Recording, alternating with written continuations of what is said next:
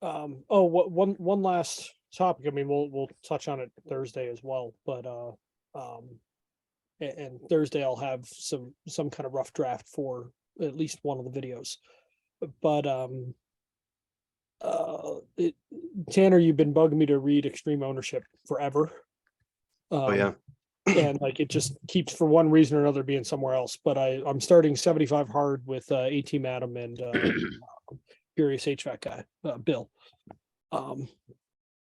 And I was like, well, this seems fitting. And it's next on my list to listen to. And it's a really weird thing of responsibly avoid responsibility, but still have extreme ownership. But I think they end up fitting together. It's kind of like evolution and creation, I think, can live together at the same time very well, because they do in my mind.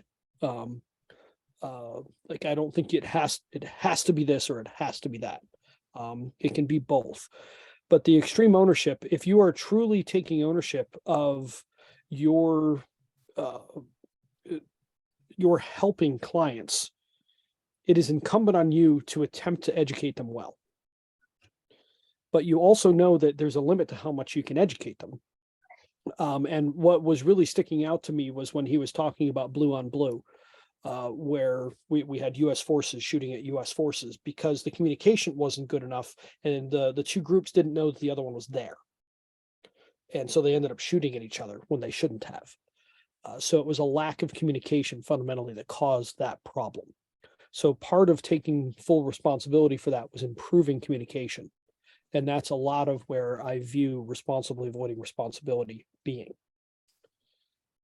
So Yeah, which you're taking I full ownership of the relationship, but you're only doing your best. You're doing what you can for the client. It's up to them if they take extreme ownership themselves, but you're giving them the opportunity. yeah, I definitely think there's a connection between the two, and I kind of think of it as a dichotomy of like the one side of the spectrum being extreme ownership, and Mhm. then I guess irresponsibly avoiding responsibility, if you could say that. Yeah, I yeah, think there's kind of a dichotomy there. And so yeah, as you're closer to a client, it definitely falls closer on one end of the spectrum away from extreme ownership, to where yeah. as you get more team centric and involved, because really the main goal of extreme ownership is this is a way that you lead a team. Like that's the main point of it. And then Yes. the whole point of doing that is, okay, well, if you're a team and you come upon an issue, well, what you want to do is solve the problem. And so you can't solve the problem if everybody's pointing fingers and saying, no, it was his fault. No, it was his fault. No, it was his fault. So you cut past that by going, you know what? This was my fault. I could have done X, Y, and Z, and we could have avoided this. And then in a best case scenario, once you build the culture in, everyone is doing that. And so if you've got 5 guys and they're all saying, no, this problem was my fault. I could have done X, Y, and Z. And then the leader of the group comes and goes, well, I should have overseen and I should have been able to help you guys see these things and execute these things that you see. So now what should we do to fix this? Everybody's in a lot different mindset to solve that problem.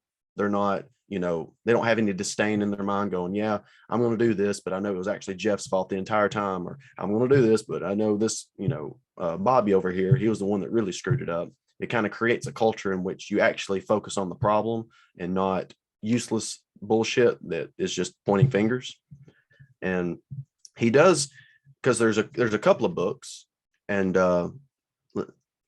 Sorry, I hadn't thought of yeah, it, but I'm viewing it as a grid, where there's avoiding or taking responsibility, and there's doing it responsibly or irresponsibly. yeah, It's like a SWOT analysis: yeah, strengths, weaknesses, opportunities, threats. yeah, Um, I hadn't and thought of Economy it of quite that leadership. way. So it's more than a dichotomy. It's or Overton window. Um, things we don't know that we don't know. yeah.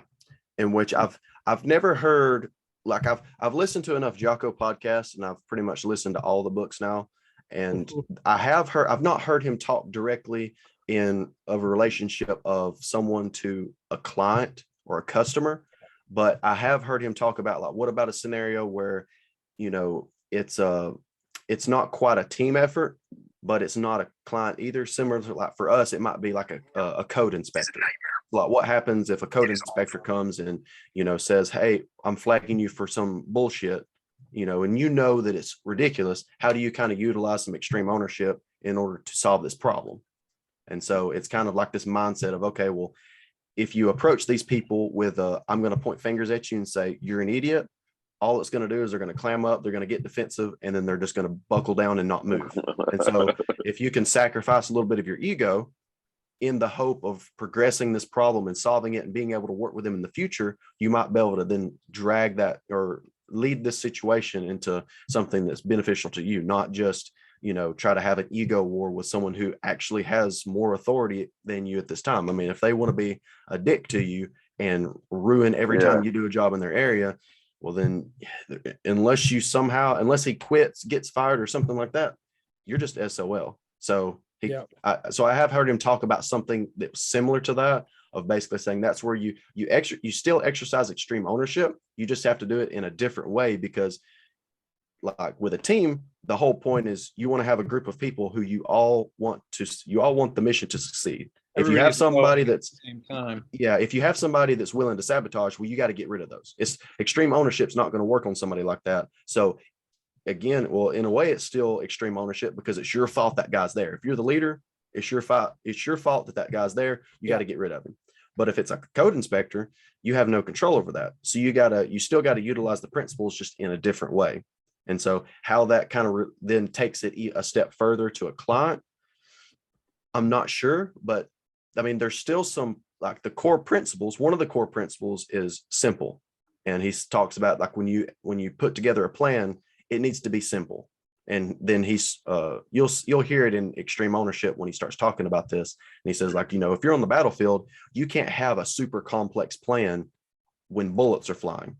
You got to have a simple plan in which you can execute immediately. Everybody can work together and you can get it done, because you can't be covering and moving when you're trying to maneuver all these super advanced tactical movements with guys who have, a year, 2 years training. Like, that's never going to work. So there are some still principles of, okay, well, if you're working with a client, simple, because this is brand new people. You got to think of it as this is a newbie on building signs. So everything has to be simple. You can't go, okay, well, let me show you how to, start masking off ducts and doing, isolated zonal pressure testing. And what does this mean? And, go like way beyond the scope, because it's just going to get derailed. So simple. This is how you dive in the insulation like a mole. Yeah. This is how you do the backstroke in insulation. Yeah. You go through the ceiling, get to pay the drywall guy, go to the ER. Well, this is good to begin to think through, because here's what's going through my mind. I think I like this as extreme ownership as the first thing to suggest people to listen to. Because if they are thinking about taking extreme ownership in their lives, it's going to put them in a place of dissonance where they begin to see that I'm not doing this right, or I'm not doing this right. I mean, I'm thinking on it in my own life as I'm doing this. Like, it messes with your head, but that's what it's supposed to do. It's a good book. But to me, it will bifurcate people into ones that want to change and ones that don't. And if they don't want to change, get out. Like, we're not going to be able No. Do APATH. Well, no. So there could be that. Stay in APATH, but if you're really going to lean into this thing, if you don't like this book, APATH is for you, but not BPATH. Maybe I want to be cautious on that, because what if we bring in a whole bunch of people that end up clogging things? I don't know, Tanner, what do you think?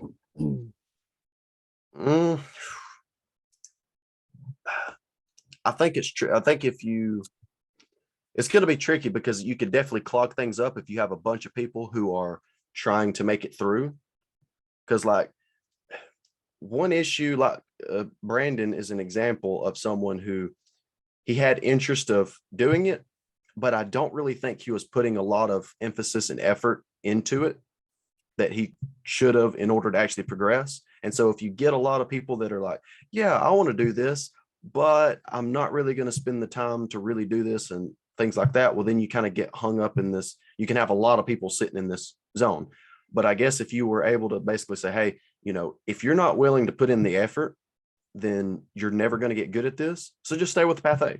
Keep doing the basic free report, utilize it, sell away from path B, and go on about your life. And so I think, yeah, I could see, I mean, you wouldn't want to push people away who could utilize a path and use it. Utilize the software. Yeah.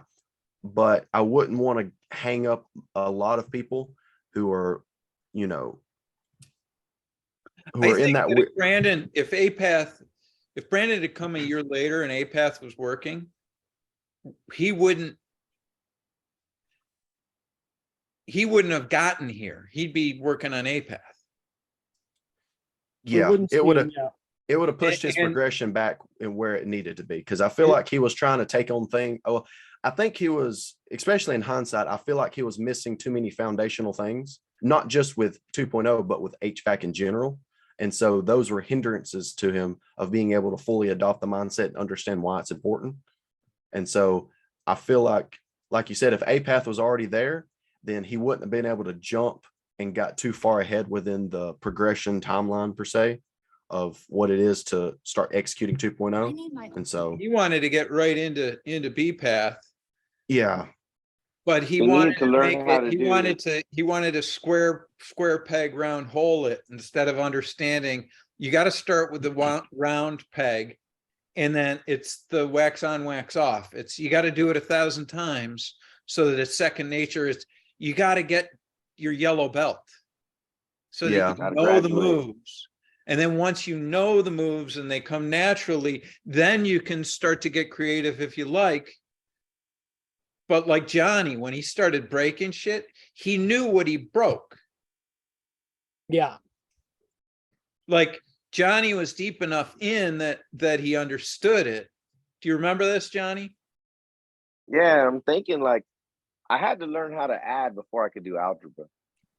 Yeah, and when you were coming up in HVAC 2.0, you were like, you embraced the idea that the process was sacred and you were internalizing the process, and where you were fucking up was a function of missing a couple of steps in the process, and you embraced learning them. And the difference with Brandon is whenever there was a step he didn't want to learn, he tried to figure out a shortcut, or he just disregarded that step. It wasn't him not doing the step that was the error. It was the process that was to blame. Yeah. He didn't understand the importance of it. He didn't take ownership of the fuck up ever. Yeah. Well, he was trying to work on building cabinets on a house that doesn't even have a foundation yet. And so it's like, well, sure, you can do that, but guess what? Your cabinets are going to be way off. You're not going to have anything to fasten to and then it's going to be crooked after it's over with because the ground's not even level yet. And I think that figuring out how to figure out where people are and where they need to get in line at, or rather a process to where everybody starts early, or starts at the beginning, but it allows the people who can progress quickly to progress quickly. And then the people who, are getting the same camp that Brandon is, it's like, oh, well, you can't progress to this step because you've not even figured out like the basic mindset part. You can't be executing, path B's and understanding why you sell them and what it does and, the whole relationship of it being mostly on the customer yet, because you don't even understand the mindset of selling it to begin with. You don't see the big picture of that. He's seeing it because he was seeing as, oh, well, I'm going to go do a service. And it's like, well, that's not really the point. Like the point is a monkey's paw to allow you to do a little bit more, get paid for it, and then offer them options to really start to fix shit. It's not you're not doing diagnostics as like this sole service that a lot of HVAC people talk about. Like there's a lot bigger picture. We're looking at the macro here. He's on the micro and he doesn't see the relationship between the other things that's connected. And I think a lot of people, if they fall in that, if they go that same route, there's going to be a lot of people that's similar to them that's going to get hung up the same way. Yeah. So I see a balance, Ted. I think about Energy Smart and how it was set up so the phone number wasn't even on the website. So people had to fill out the form to even get there. Early on, I think we want to narrow that funnel some so we don't get too many people that are consuming our time trying to figure out what they're doing. So and then open it up afterwards. But we need to make APATH work first. Yeah, there kind of needs to be some sort of automation type thing, and then a qualification after. There's, there needs to be a no touch point when you like on the first part, and then there has to be a qualification, and it's like, oh, now you've gained access to this. So onboarding, but so the onboarding, I think, is sort of the overlay of that. And Nate's going to create ways for people to sign up for accounts that are obvious, unlike our experience with Kevin.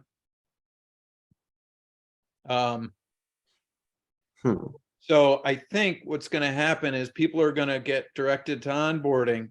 But right now, what we're trying to think of is how do we create an understanding by hitting them multiple times, the same way we're talking about hitting the homeowner multiple times, with the idea of this is going to take a mindset shift.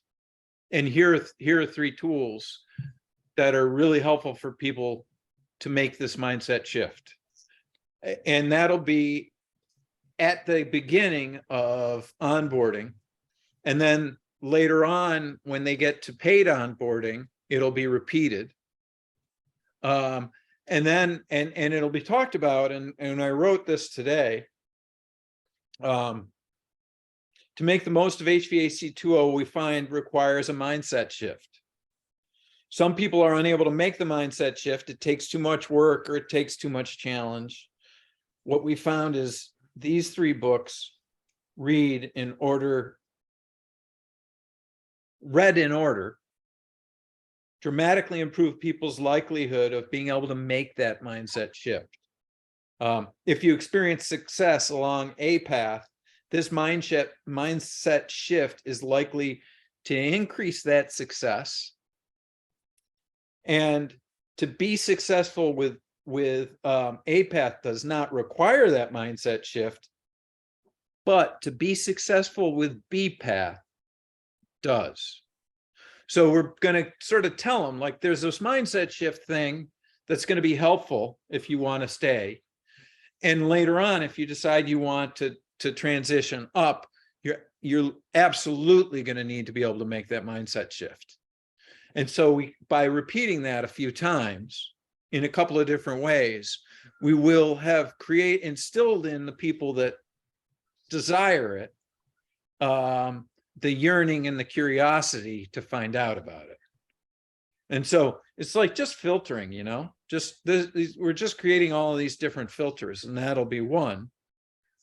And then people that get the mindset shit, like they'll either start doing comfort consults and have the mindset shift and they'll succeed with them, or they'll do comfort consults. Quite frankly, I think the way that Nate built comfort consult shit is good enough. You don't have to have the mindset shift to have comfort consults work. You're just not likely to have a 70 or 80% closing ratio. Yeah. You gotta have that shit. Yeah. And maybe like go ahead. No, but like what Nate said before, maybe telling people to read Extreme Ownership first, could be phrased in a way of like, hey, you're telling somebody when you're coming on, might even frame it we understand that this process is difficult and we haven't figured it out in the best way in order to get everybody on. Some people are going to fall off. They can't make it.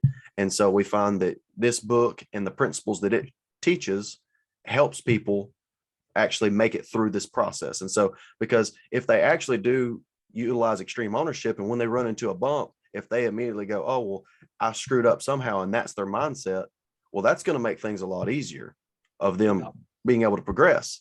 And then Oh. if they don't, then each time they kind of have that hang up, it might could be a, hey, like, just so you know, if you don't really think it's your fault here, maybe you're just one of the ones that don't make it through the process. Do you think that's true? Should we stop now? And so then it could be like Okay, a very so you soft know. way. It could be like a very soft way of saying, hey, I'm accepting extreme ownership. Like I'm willing to say this is my fault. We have a process and we have software, and we're willing to say this is our fault that you couldn't make it through. And the reason is because you wasn't able to make this mindset shift of being able to change your habits. And we've not figured that out yet. And if that's the case, then it's okay. Because then, I mean, you're basically saying you've not figured the shit out because you're not willing to do it, but we're willing to take the ownership of that. And if you didn't make it through, then hey, sometimes that That's- happens. Funny Maybe you say maybe it that. ain't the right fit. It's funny you Maybe it say ain't the that. right fit. I was saying, Nate and I were talking about Brendan the other day, and I'm like, it's the amount of time that you want to invest in a person, or that you have to invest in a person. It's not a function of, like, if we wanted to spend the time on that guy, I'm sure he would get there eventually. Yeah. But- If he stuck with it too, yeah. It would just be a shit ton of work. And I think we all reached a point where we sort of felt like he wasn't at a place where he wanted to meet us in the middle. Yeah, Yeah. it's He wanted it quick. He wanted it quick. Wanted it quick, and he wanted it all from us, and it was all our fault if he didn't get it. yeah, exactly. Yeah. It was extremely dissatisfying to me. Yeah. Just pretty- extremely so. It wasn't very gratifying. Where You were made everybody to feel what's that? you were made to feel that it's the No Child Left Behind program.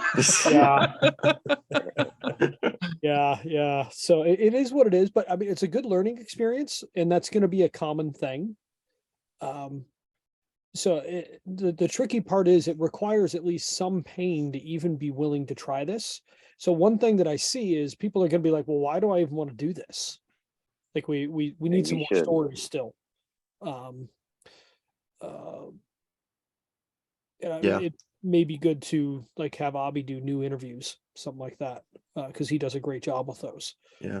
Um, Or maybe even just have discussions that's public of talking, like, I mean, you look at like Tersh Blissett's podcast of how when they talk about topics, you have all these people from these companies, they're not coming on and giving like detailed answers.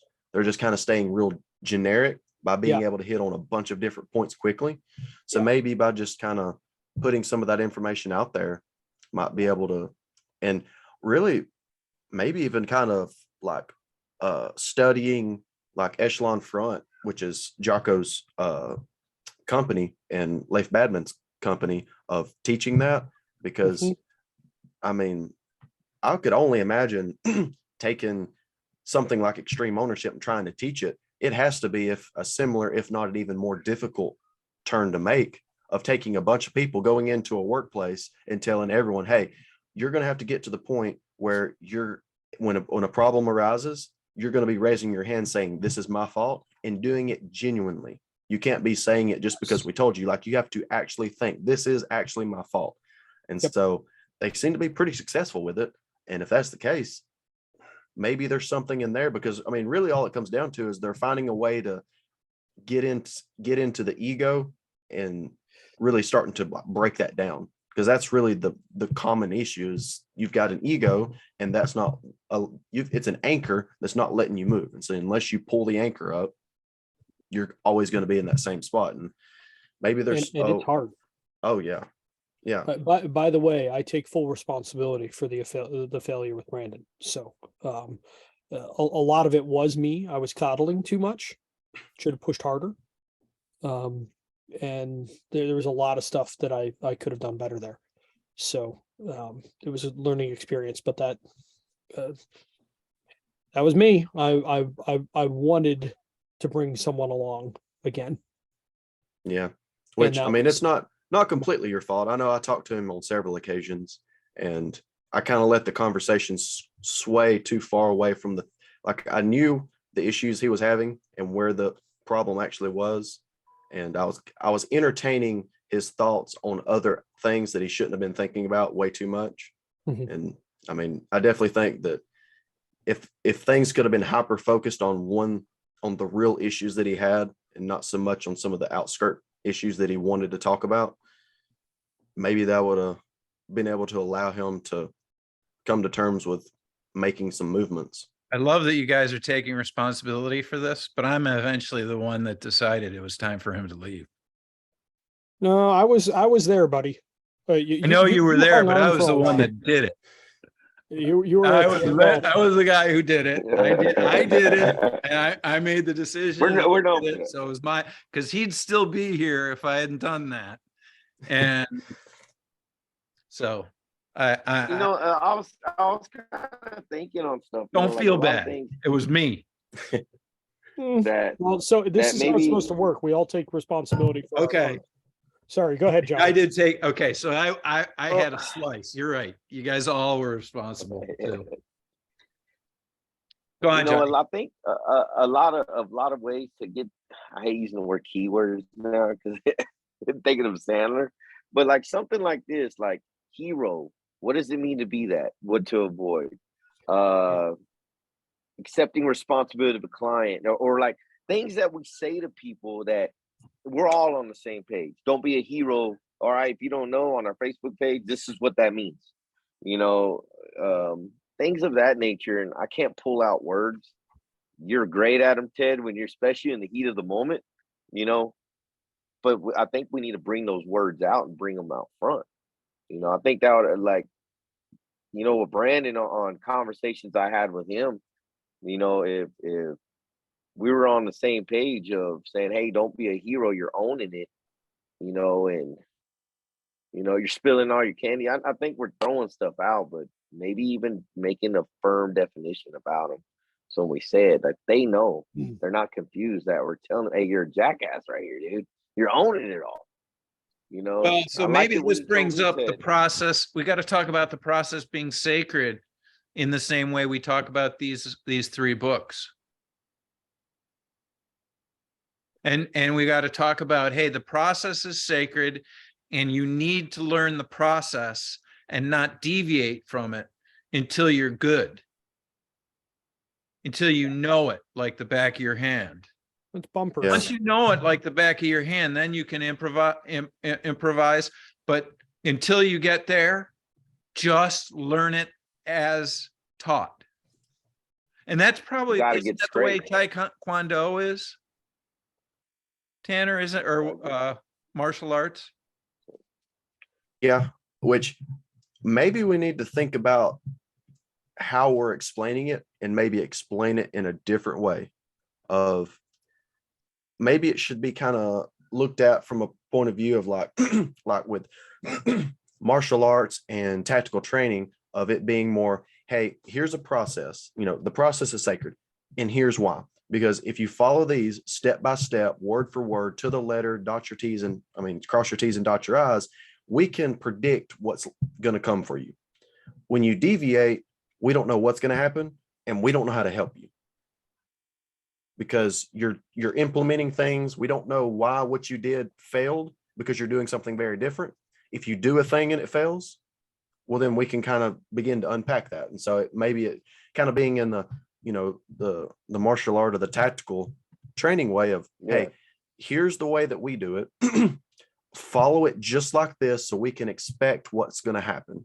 And then once you master it, then you can go adjust things. Because then when you come back to us, you can be giving us a lot more information of, hey, I deviated, I did this thing. And when I did this thing, this happened, and here's what was the result. And we can go, oh, that makes sense, because after the first thing happened, well, then obvious, the second thing happened, that derailed everything. And therefore we got a poor result.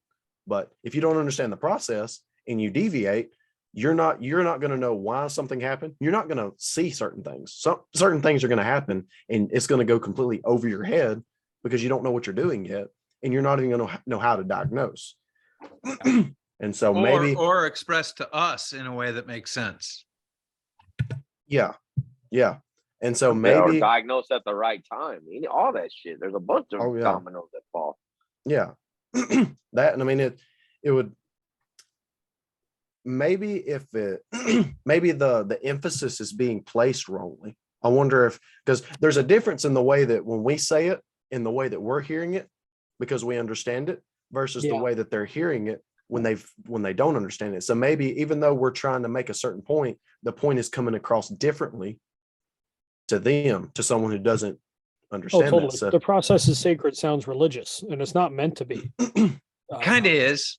It's kind of meant to sound like it's coming. You're part Well, of a there's a little bit of it or a there, tribe. but it's also, Supposed to be tribal, right? Like a tribal chant. well, that's part of it, but also it's just in any complex task, there's an order of operations. Like I've worked out of a bunch of Haynes manuals. And if you go out of order, you're like, crap, I can't get this part off Yeah. because you didn't take the last bolt out from before. Like there's a reason that things go in that order. Checklist manifesto. If you don't follow it, that plane's going to drop out of the sky and people are going to die. Sort of thing Yes. too. Yeah, it's the process is there as bumpers. Helps keep you from doing a gutter ball.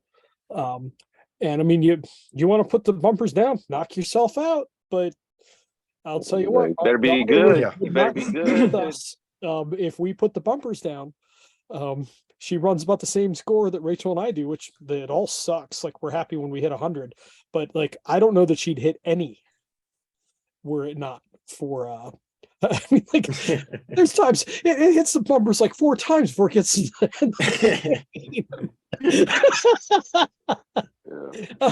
just like, That's a special type of talent.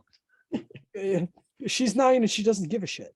And like she's struggling with the ball. I mean, like, and she's not that's not where her talent lies, just like me. I'm not physically talented. So yeah, it is what it is. But yeah, you're gonna gutter ball a lot if you try and use the process and then deviate. You just be like, well, this doesn't work. This is stupid. Well, you're doing it wrong. Yeah, you're being the hero. That's Yeah, it. like Like I I said like. in Bill's podcast, like, great. So let's just set the outdoor unit, not hook anything up, and just open that refrigerant line, face in front of the refrigerant line. Like that'll go well. Like we all know that's stupid, but I'm sure that somebody's done it. Oh yeah. Well, I mean, everyone knows it's stupid unless you don't know.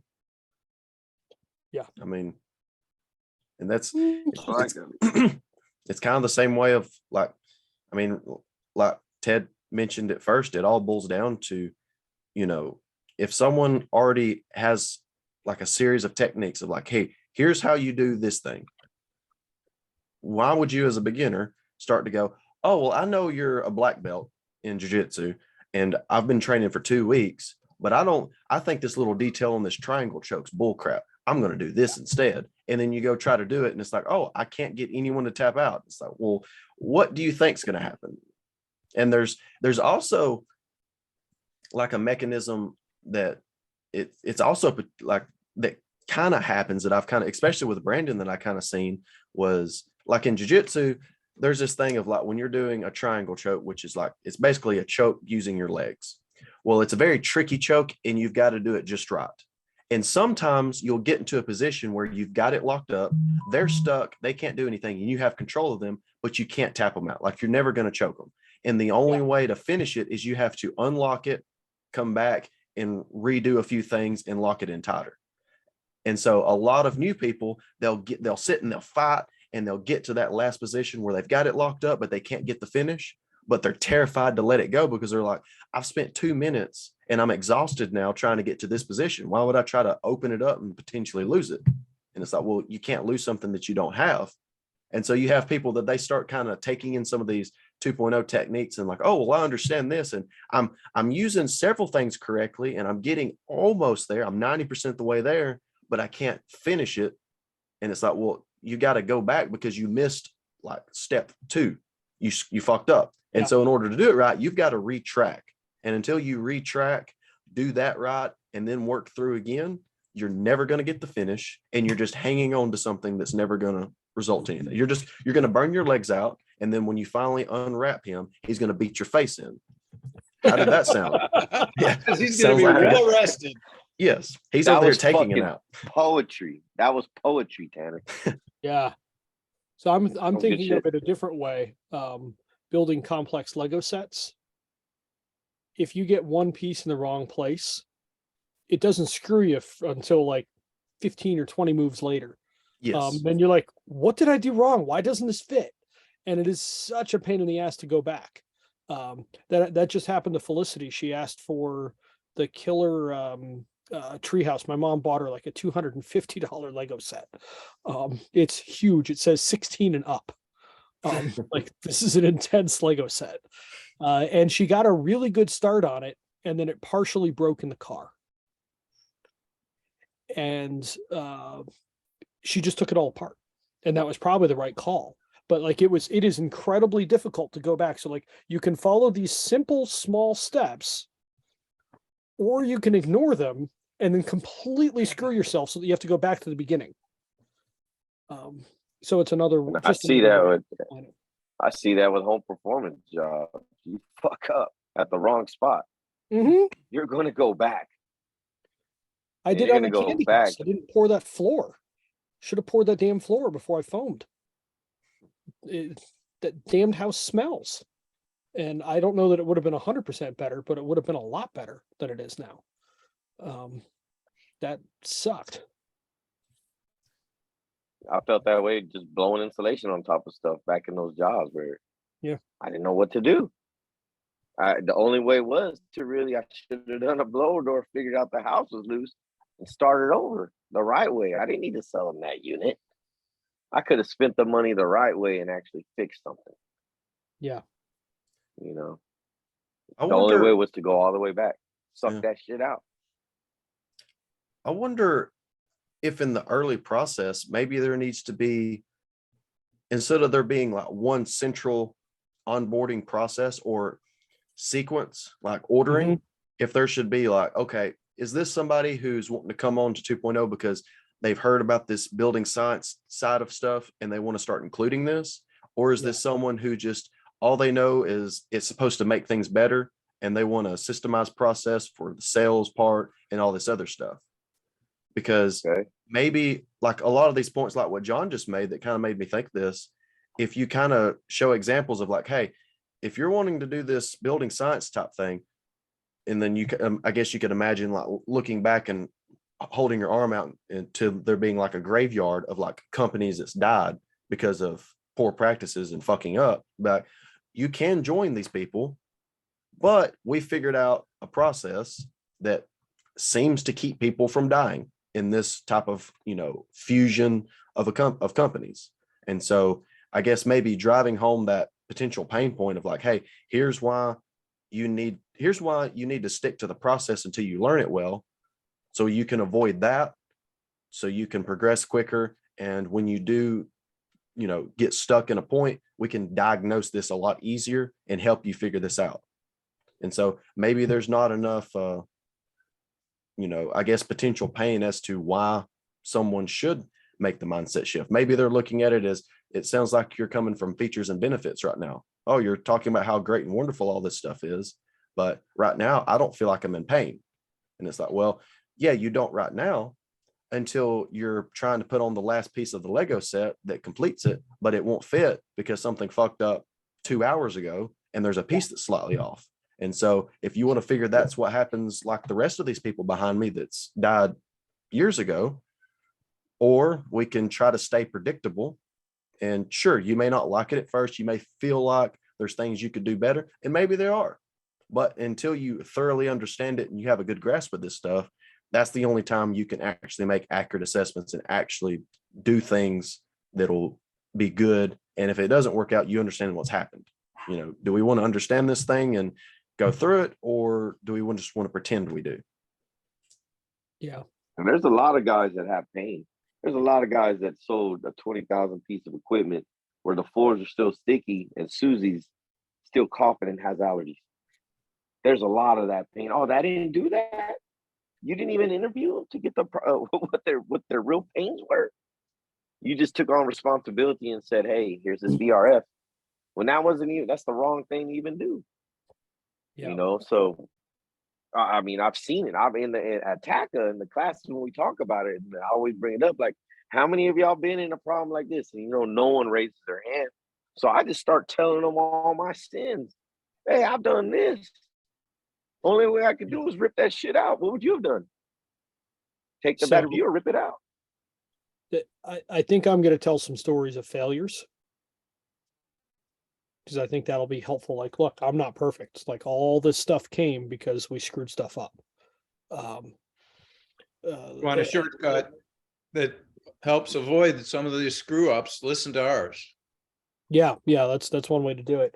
So two things. First, I want to hit a point that I had in mind, and then I'll touch on the screw up. But I think the biggest pain point, at least on the smaller company side, is going to be my business runs me, I don't run it. Because all of us as contractors have felt that at one time or another. Yes.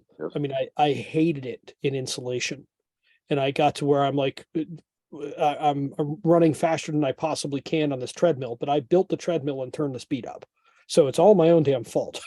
But now I have to figure out how to get off this treadmill, and it sucked. And in that case, there just wasn't enough money to justify building a company. There's a reason that there aren't big retrofit companies out there. There's just not enough profitable work to do it. HVAC, there's plenty of money. It's not a problem. Plenty of margin to play with. My average sale was $2,500, and I had like 4 hours, at least four to 8 hours per sale, all in. Like when you figure closing ratio and stuff in. So I was killing myself to keep the guys busy. So that's going to be a big pain point. Is my business is running me. I'm out of control. I'm working in it. I'm not on it. I think we can play with that's like the Alcoholics Anonymous kind of thing. Yeah. But on the screw up, I think back to, I can't even think of his name right now. The guy with that crazy ranch, the really cool mid-century modern ranch, Ted, that I totally played the hero. And I can also tell the story of the cat shit house and actually show pictures of cat shit. This was me wanting to fix this for a client. This may be extreme for you, but we've all done this stuff in one way or another. And it ended up just, I got underpaid, and I was frustrated, and I didn't get the results, and they didn't go as far as they needed to. And like, all this sucked. But the curse of the kind of crazy guy with the big ranch was he did everything that I suggested, and it didn't work. So I owned it. And unfortunately, I was part of that problem too, because I didn't anticipate the guys doing the ductwork not doing the ductwork right. And that was a fair portion of the problem, is the ductwork wasn't done right. It was that, and the ductwork was so leaky. There was so much ductwork down there, it needed to be spray foamed. Yeah. The issue was it was two systems we combined into one, but we ran the same size trunk over rather than turn it making it smaller as we got closer, and it didn't come out big enough. But we were limited by, we had to go through a basement wall, so we had to take a bunch of blocks out to even do what we did. But we should have taken more blocks out. But the bedroom section of the house, and we zoned it, that zone pulled all the time, and it couldn't get enough airflow over there. And I remember crawling through the crawl space, which we had encapsulated. It was a nice encapsulation, and I'm thinking it's warmer down here than it is up there. So it's leakage, radiant loss, because there was so much surface area on the ductwork. There's all kinds of things going on. Yeah. So it just screwed us. He was kind of an unbalanced person anyway, which didn't help. And he was constantly trying to put me into, well, you'll guarantee this, right? And yeah, like and then he was such a dick at the end that none of us was interested in doing that last half inch. Yeah. It's like, all right, see you then. Well, yeah, he told me to delete the files and everything and forget that he existed. See you. So, and like that like, sucked. We this is that we thought it was going to be a triple and it was a single. And so you're calling an end to the game and taking your bat and ball and going home? So we did such good work on that house. House was It was crazy complicated and crazy difficult with all kinds of different attic structures and the house foundation was so structures. much better than it was before too. It's like, okay, well, so there's a little problem over there. Why are you Yeah. getting your panties in a twist? Right? He'd Talk stretch about to talk do all about that. sending. We need to send him extreme ownership. It's funny because he's a vet. He should have known, right? Yeah, but you know So- what? I ended up owning way too much because I didn't jump up and down on the duct design. So that was where I learned, like, look, if we skip this duct design and something doesn't work, that's a thing. And it didn't even. Yeah, it was occur to me- offered too. It was, and I didn't jump up and down on it enough, so I should have. But also you learn that I didn't pain, though. understand. I thought it would be okay. I mean, just a classic mistake that happens. You do something, you think it's going to be okay, and then it's not okay. It's difficult to predict all of those, and that's part of where odds of success came from, is thinking about that job. Because he was expecting 95 or 100% odds of success. Right. I had to go to those. You have to go to those pains, man. I mean, I was giving 110. You had to talk me down. You're like, I'd give 85, and in my head, at that time, I was like, how the fuck does Ted say 85? Like, we're doing all this. It should be like 98. But no, I don't even give higher than 90s. There's so much. There's the operator. As the There's freaking operator, operator. and their personal We got no preference. control on them. And sometimes they're crazy. That's You changing don't know habits. that they're crazy until Yeah, the end. that's changing people's habits. You can't do that yeah. until you're like almost marrying them, and you're like, "Fuck, we got kids now." Yeah. But But no, I need to think tell through the some pains- stories the of pains, failure. A lot of them, you know. Yeah, it was that Doug design was crucial, and it's so how, like, the biggest thing that I talk to people about is like the insulation in HVAC have to be a marriage. And HVAC guys are not getting it. They think they can achieve it by just blowing more air on it. And if your air leakage is so freaking bad, and plus a ×5, how the hell are you gonna do it? That's why I think I was telling him, how are you even gonna know? How would you even know until you go to a painter like, oh, the manual J said 150. Fuck, let's try 300. Let's go from an 8-inch to a 10-inch. Hopefully I got access. Yep. This is pain. Sucks. Yeah. So I've been there. it's the more we can drive home the point of uncertainty, the better. And the uncertainty in a free quote is plus or minus 100%. You know, there's all kinds of stuff we I hope just I don't got know. it. That's what I hope I got it. Yeah, I'm I gonna have go no out there. freaking I clue. hope baby Jesus, help me, baby Jesus, help me. Help me.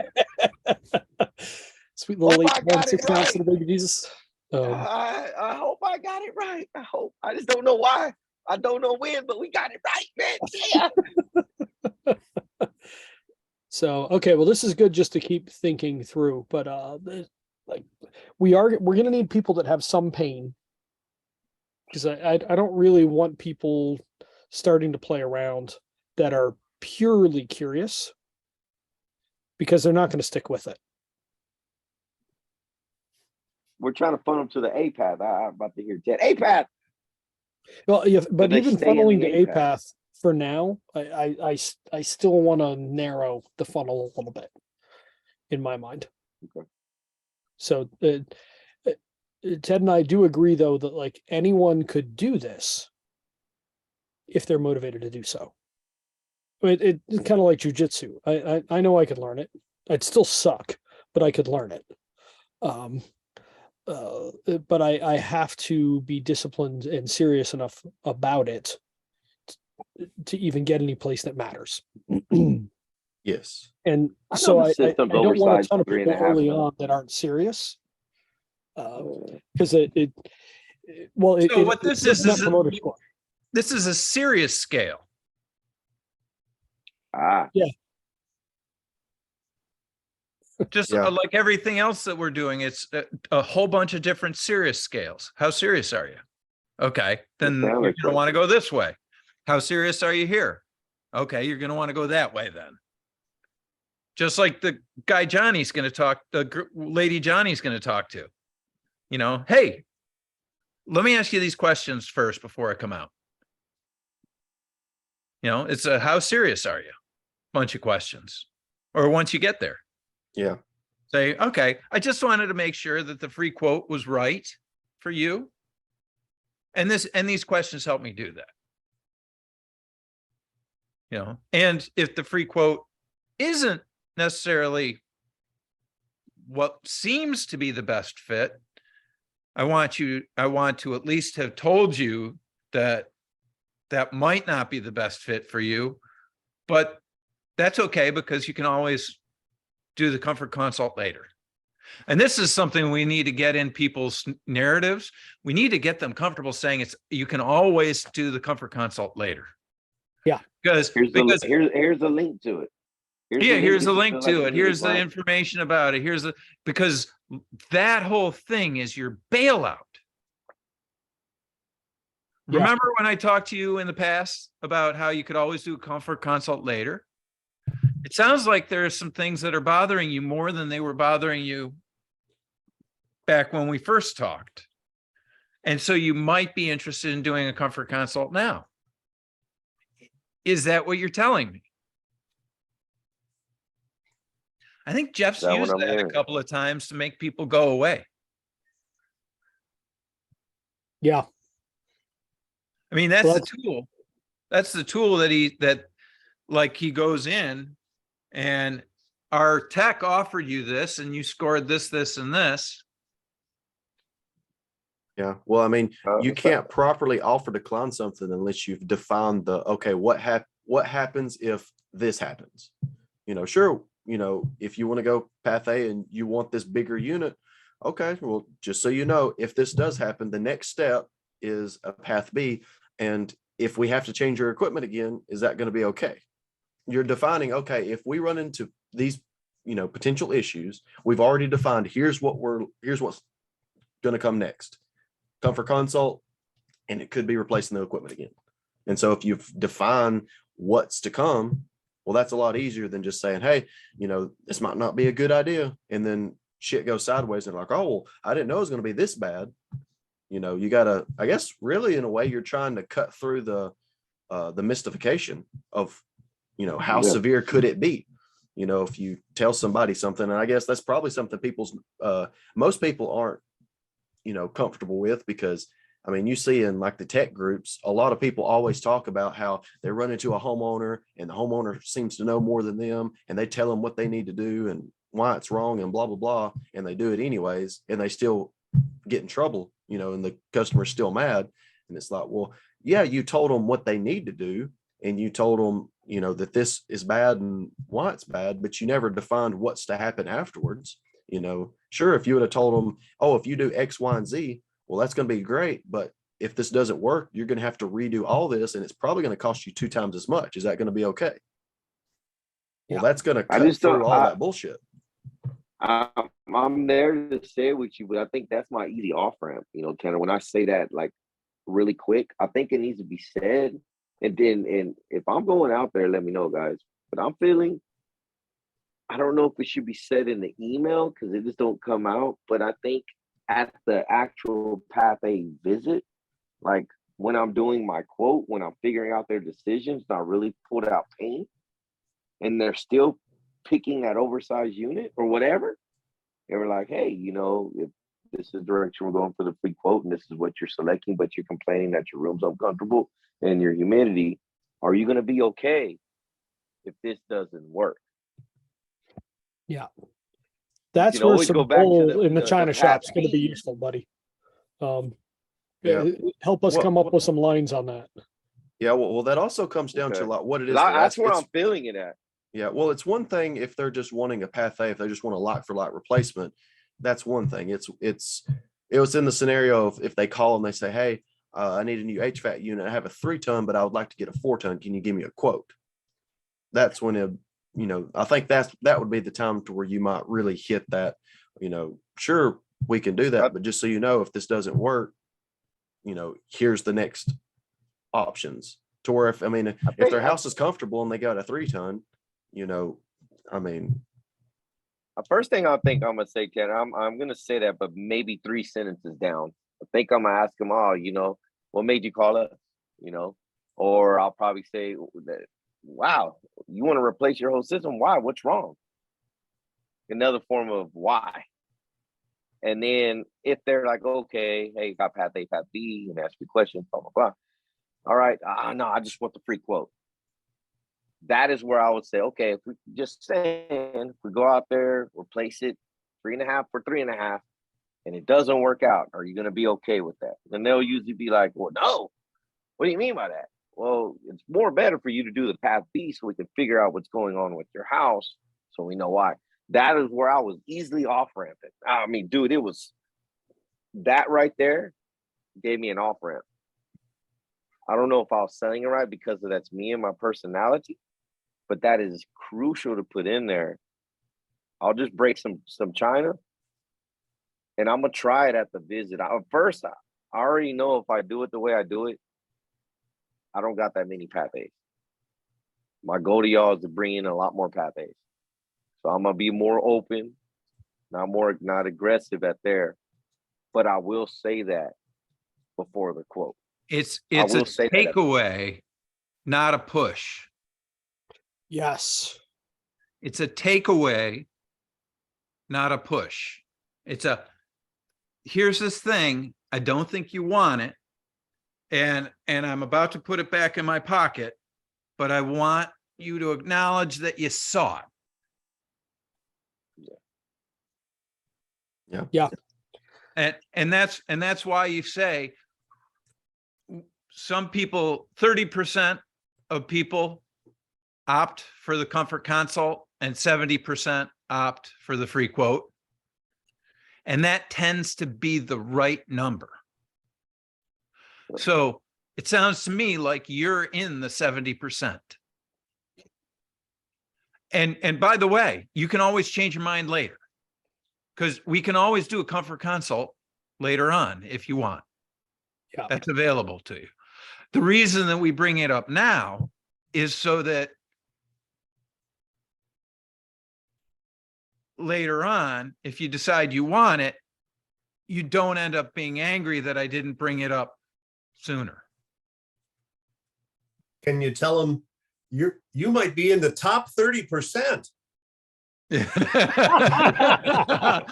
Yeah, you're like, right. That you would be in the bottom 30%, and you like most people don't want to be there.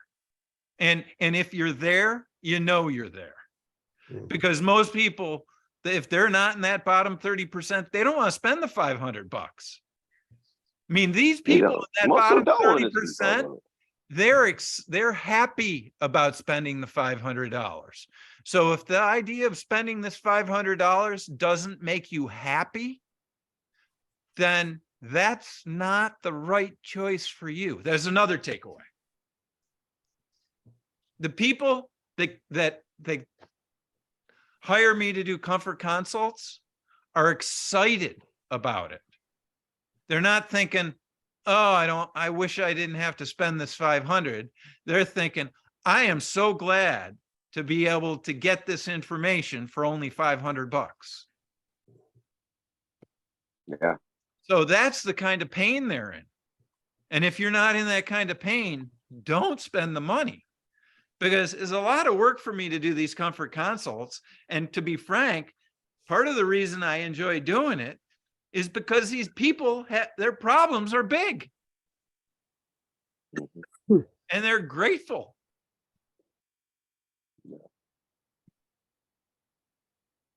I don't know. I'm ranting. That was some good. No, I was good stuff. Tanner, do have a good point, man. I just want to say that, and I heard it loud and clear. We need to tell them how severe is severe if they make a mistake. I get that. My main thing is I need to draw pain. I Oh, need yeah. to draw pain and make that statement. Yeah, That is well, where I'm at. I definitely think like the way that you did it was a lot better. I was just kind of shortening it of, here's the high points of what's to happen in the simple order. Like you said, if someone says they want a bigger unit, well, obviously the very first thing you should do be like, oh, that's interesting. What makes you want a bigger unit? Oh, well, you have X problem. Well, have you done anything to solve that before? You start digging, but at the end of the day, it's like, okay, well, I just think being able to say, like what Ted said, hey, we can always do this path B later. And so just defining if something happens, what if? Well, what if is path B. That's the next option. If you don't want to do it now, if you're not really sick, I'm going to put the antibiotics back in my pocket. Are you okay with that? It's going in, that type of thing. Yeah. Are we going right into surgery, or are we, taking your physical to see what is even going on with your body? Yeah. What is even happening? Then maybe we might do your blood work to see even more what's going on. Or do you just want to go right into surgery? I've done it before. Hopefully I can put you back together again. Yep. I get it, man. I'll work on it. This has Man, I been hope good. we make progress for y'all. We just have to keep chewing through this and how do we teach it? But I do like extreme ownership as a suggestion of the first thing to do. And then tying extreme ownership, if you're really trying to help your clients, you want to educate, you want to offer every one of them simple education. So actually, you know what it is, Tanner? It ties back to teaching the Iraqi forces that were ragtag, and bringing them along anyway. So like, yeah, things are going to go wrong. Things are going to get screwed up, but you're going to learn stuff too. And it's going to be better than the shit that you're doing without any training. Yeah. Yeah, exactly.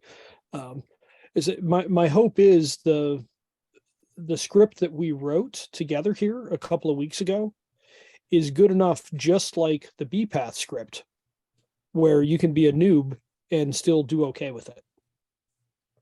So that is the goal. But at the same time, early on, I want people that can, well, just like you all, where people are going to lean in and help us make it better, because we need to iterate this quickly. And if we don't have the right people that care to help us understand how to iterate quickly, we're going to get stuck.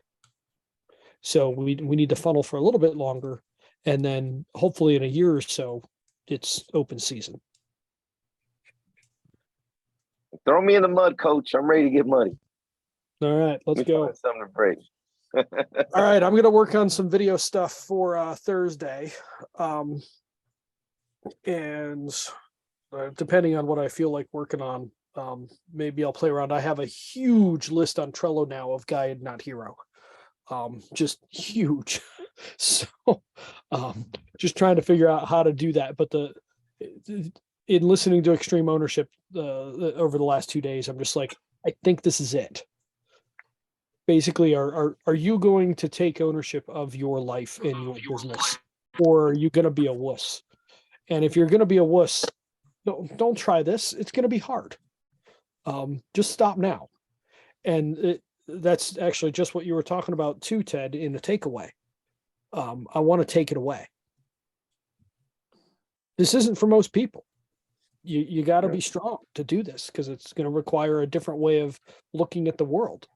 But if you're miserable in where you are now, it's time for a new way. If that's you, come along. If it's not, keep going.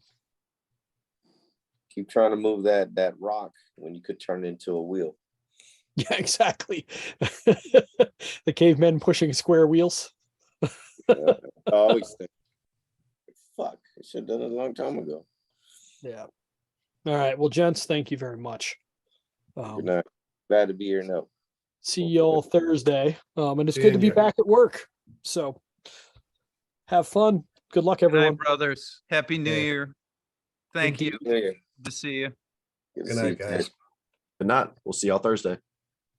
Good night.